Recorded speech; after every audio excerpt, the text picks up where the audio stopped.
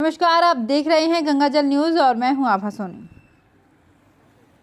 हमने कल कोरोना के बेकाबू होने और फलौदी में लोगों के बेकाबू होने को लेकर स्टोरी आपको दिखाई थी और आज जिला कलेक्टर इंद्रजीत सिंह ने जिले में धारा 144 लगा दी है।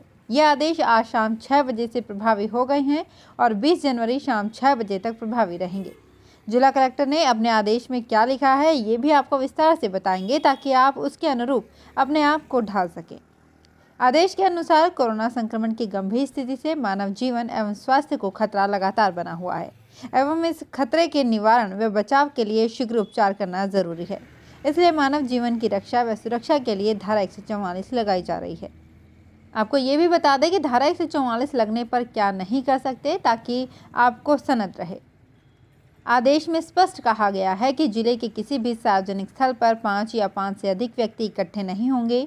सार्वजनिक स्थल पर प्रत्येक व्यक्ति मास्क पहनने और सामाजिक दूरी बनाए रखने के आदेश की पालना करेगा। चूंकि अभी विवाह समारोह का समय है, इसलिए इस संबंध में आदेश में स्पष्ट निर्देश दिए गए हैं। सबसे पहले एसडीएम को पूर्व सूचना देनी होगी। कार्यक्रम के दौरान सामाजिक दूरी सुनिश्चित करनी होगी। फेस मास्क पहनना अनिवार्य होगा और नो मास्क नो एंट्री की सख्ती से पालना करनी होगी।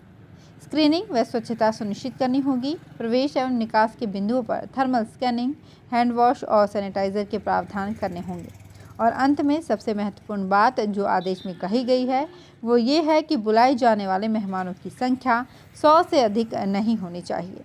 अगर आपके घर में भी विवाह समारोह है तो इन नियमों की पालना आवश्यक रूप से करें और किसी भी परेशानी से बचें। इसके अलावा अंत्योष्टि, अंतिम संस्कार में मास्क, सामाजिक दूरी व सैनिटाइजर के नियमों की पालना के साथ साथ 20 से अधिक व्यक्ति नहीं होने चाहिए। कोरोना वायरस को लेकर इंटरनेट व सोशल मीडिया के माध्यम से अफवाह और दुष्प्रचार नहीं करना चाहिए। सार्वजनिक स्थलों में प्रत्येक व्यक्ति को 2 गज की दूरी बनाए रखना होगा। सार्वजनिक और कार्यस्थलों पर थूकना मना है। सार्वजनिक स्थलों पर शराब, पान, गुटखा, तंबाकू आदि का सेवन निषिद्ध होगा।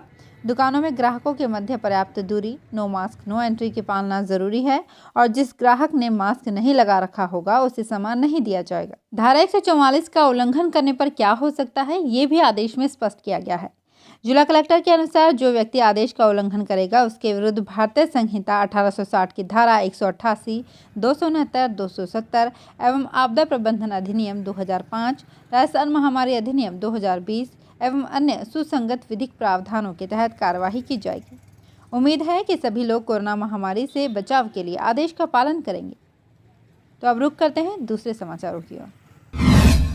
मुंबई में आज नारकोटिक्स कंट्रोल ब्यूरो ने मशहूर कॉमेडियन भारती सिंह को गांजा रखने पर उसके पति हर्ष सहित गिरफ्तार किया है। दोनों से पूछताछ चल रही है। दर्शकों को पता होगा कि भारती सिंह एक स्टैंड अप कॉमेडियन और एक्ट्रेस हैं। वे कपिल शर्मा शो में दिखाई देती हैं। उन्होंने अपने करियर की शुरुआत इंडियन लाफ्टर चैलेंज से की थी।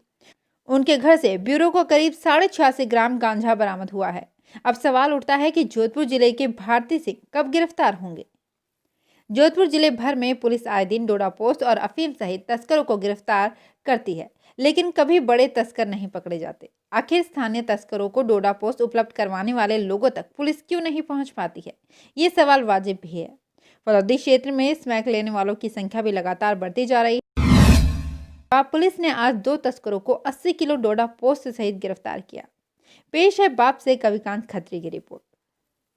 जिला पुलिस अधीक्षक जोधपुर ग्रामीण राहुल बारहट के निर्देश के अनुसार अवैध मादक पदार्थों की तस्करी व तस्करों की धरपकड़ को लेकर चलाए जा रहे विशेष अभियान के तहत कार्यवाही करते हुए बाप पुलिस ने 80 किलो अवैध डोडा पोस्ट के साथ 2 तस्करों को गिरफ्तार किया है। बाप थानाधिकारी हरि सिंह राजपुरोहित ने बताया कि खिदरत गांव के पास NH 11 पर नाकाबंदी की हुई थी। इसी दौरान एक पिकअप गाड़ी को रुकवाकर उसकी तलाशी ली गई। गाड़ी के पीछे की बॉडी खाली थी। तस्करों ने बॉडी की तल में चद्दर लगाकर कंपार्ट बना दिया था जिसमें 80 किलो अवैध डोडा पोस्ट मिला। पुलिस ने इस मामले में गुरप्रीत सिंह और बलविंदर को गिरफ्तार किया है। कार्यवाही के दौरान थानाधिकारी के अलावा टीम में ASI नरेंद्र सिंह, गोविंद राम, उपराम बिश्नोई, श्रीचंद मूलाराम, रामस्वरूप, ओम प्रकाश, कृष्णाराम, विद्याधर सिंह भी टीम में शामिल थे।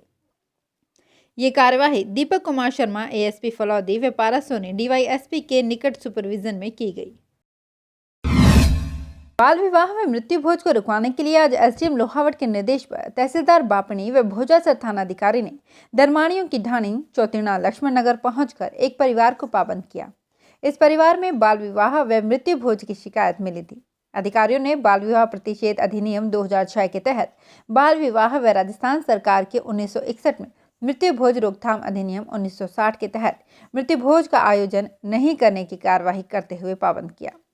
तालुका विधिक सेवा समिति फलौदी के अध्यक्ष अतिरिक्त जिला एवं सत्र न्यायाधीश मोहनलाल सोनी ने एसडीएम लोहावट व संबंधित पुलिस थाना अधिकारियों को बाल विवाह व मृत्यु भोज रुकवाने के निर्देश दिए थे।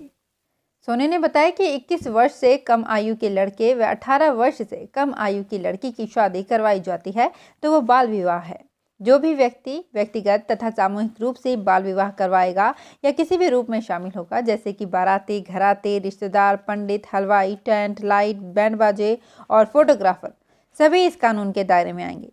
आपको बता दें कि बाल विवाह करने पर 2 साल की कैद या फिर 1 लाख रुपए जुर्माना अथवा दोनों सजाओं का प्रावधान है। सोनी ने आमजन से बाल विवाह जैसी कुरीति को बढ़ावा नहीं देने की अपील की है। श्रीमालियों के बगीची नदी पार में स्थित श्री ओंकारेश्वर महादेव मंदिर में शनिवार को मूर्ति प्रतिष्ठा के साथ मूर्ति प्रतिष्ठा समारोह का हर्षोल्लास के साथ समापन हुआ। आज मंदिर में भगवान गणेश, पार्वती, कार्तिकेय, वक्षस्पति माता, खराना माता, विश्वकर्मा, विष्णु तथा लक्ष्मी सहित 8 मूर्तियों की विधि पूर्वक हवन और पूजा अर्चना के साथ प्रतिष्ठा की गई। मंदिर के शिखर पर कलश प्रतिस्थापित किया गया व पताका फहराई गई। समारोह में मुख्य अतिथि कांग्रेस के नेता अशोक बोहरा सप्तनिक उपस्थित रहे। मुख्य यजमान भूपत राम श्रीमाली, नूतन कुमार, रविंद्र श्रीमाली को शानदार आयोजन के लिए धन्यवाद ज्ञापित किया गया। इस अवसर पर समाज के अध्यक्ष नंद किशोर, भंवरलाल, रमेश कुमार, हरीश कुमार, प्रेम रतन दवे, विकास, जितेंद्र नारायण, आचू देवी, तरुणा, छाया, चंचल, निर्मला, गरिमा और कविता आदि ने मंगल गीत गाए।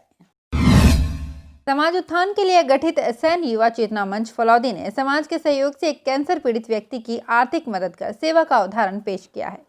मंच सदस्यों को जानकारी मिली कि गांव लुनाड़ा, तहसील बाड़मेर के भैराराम सैन कैंसर से पीड़ित है, लेकिन आर्थिक स्थिति अच्छी नहीं होने के कारण उनके इलाज में दिक्कत आ रही है।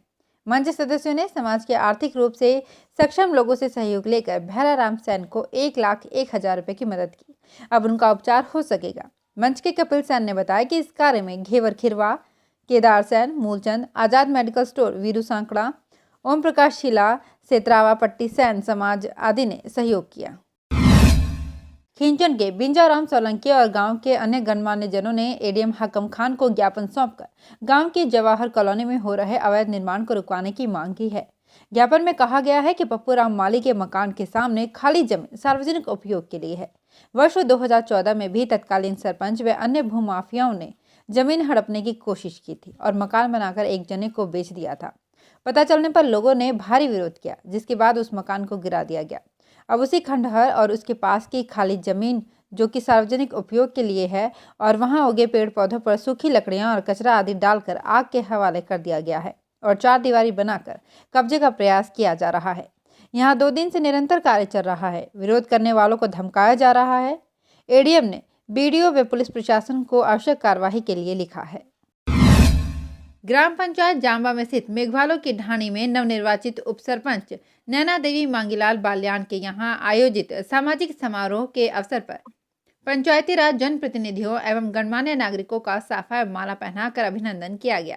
इस अवसर पर नवनिर्वाचित जांबा सरपंच मनोहर राम, पूर्व पंचायत समिति सदस्य रेशमा राम गोदारा, देवाराम सियाग, शिवदत्त सिंह राजवी, पूर्व सरपंच स्वामी बालकृष्ण जांबा, पूर्व उप सरपंच मोहन मांझू, मानाराम थोरी, पूर्व सरपंच काली देवी, रेंजर केसाराम मेघवाल, मौलवी जमालदीन, वार्ड पंच सोनाराम सियाग, छोगा राम सियाग, विष्णु सियाग, पेमाराम अध्यापक, सरपंच नारायण राम मलार, भंवराराम जागरिया, समता सैनिक दल के महासचिव एडवोकेट गोवर्धन जयपाल, अशोक कुमार मेघवाल, एडवोकेट शिवलाल बरवड़, शिक्षक नेता गोविंद मेहरा, अर्जुन मकवाना, अनूप, श्रवण कुमार, चंदन कुमार, देवीलाल गंढेर, मोहन पटेल आदि का साफा माला पहनाकर अभिनंदन किया गया। समाज सेवी मांगीलाल बाल्यान ने आभार व्यक्त किया। सीमा जन कल्याण समिति शिवसर घाटी गौशाला में 22 नवंबर को गोपाष्टमी का आयोजन किया गया है। इस अवसर पर गौ माता की पूजा अर्चना और आरती धूमधाम से मनाई जाएगी। कार्यक्रम शाम 5 बजे प्रारंभ होगा। गौभक्त नरसिंह पुरोहित ने गौभक्तों से आग्रह किया है कि गौ माता का पूजन करने के लिए एक दीपक, कुमकुम और मौली घर से साथ लेकर आएं। ट्राविस बाब द्वारा टाटा पावर के सहयोग से कानासर, मधुरूप नगर डावरा ग्राम में स्वयं सहायता समूह के माध्यम से मशरूम की खेती करवाई जाएगी। कानासर में प्रशिक्षण में सुपरवाइजर मंजूलता सोनी ने मशरूम की जानकारी देते हुए बताया कि ये कम जगह में होने वाली खेती है, खर्चा व लागत भी कम आता है और मुनाफा ज्यादा है। स्वास्थ्य कर्मी जयश्री ने बताया कि मशरूम हृदय रोग में बहुत उपयोगी है। मशरूम में वसा, कार्बोहाइड्रेट और शर्करा अति सूक्ष्म मात्रा में होते हैं, जो रक्त में कोलेस्ट्रॉल कम करने में सहायक होते हैं। मशरूम में कुछ ऐसे पदार्थ होते हैं जो एनेजुएला फैलाने वाले वायरस को रोकता है। समूह महिला नक्तू देवी ने कोरोना से बचाव पर प्रकाश डालते हुए बताया कि भीड़ से बचना जरूरी है। गंगाजल न्यूज के साथ बने रहने के लिए धन्यवाद। और अगर अभी तक आपने गंगाजल न्यूज को सब्सक्राइब नहीं किया है तो सब्सक्राइब कर लें, ताकि हर नई अपडेट हम आप तक पहुंचाते रहें।